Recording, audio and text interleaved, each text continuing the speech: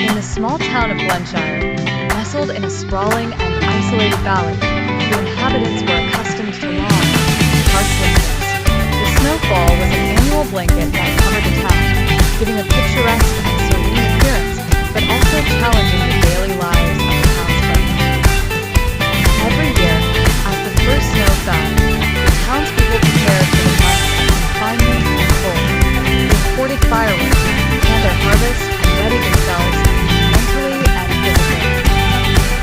Among them was an elderly woman named Edith, known for her resilient spirit and encyclopedic knowledge of the valley's rhythms. Edith lived in a quaint old cottage at the edge of town, where she'd spend her days sharing stories by the fireside, her gentle voice a reminder of simpler times.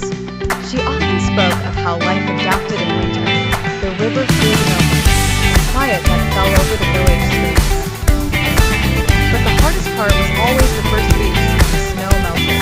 As spring approached, the snows began to recede, revealing the stark reality hidden beneath. The town's narrow roads turned to slush, making travel treacherous and slow. The melting snow fed into the river, threatening to flood the low-lying homes, etching worry into the brows of men. This year, however, was particularly arduous. The snowfall had been heavier than usual, and the spring thaw abrupt and unmerciful. The riverbanks were already overfilled, and the usual channels for the meltwater became overwhelmed, leading to unexpected flooding. Edith watched from her window as neighbors struggled to build makeshift barriers around their homes, battling against the watery onslaught. Despite her age, Edith refused to sit idle.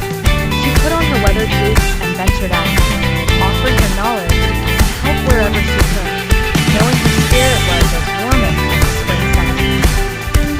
In the midst of the chaos, a young boy, Eric, known for his curiosity and mischief, approached Edith, his boots soaked and his eyes wide.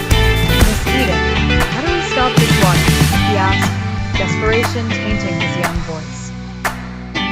"Water is powerful," Edith replied with a calm warmth, "but so are we, when we work together." Her response sparked a flurry of action, townsfolk uniting to redirect the rising tide, sandbagging vulnerable spots,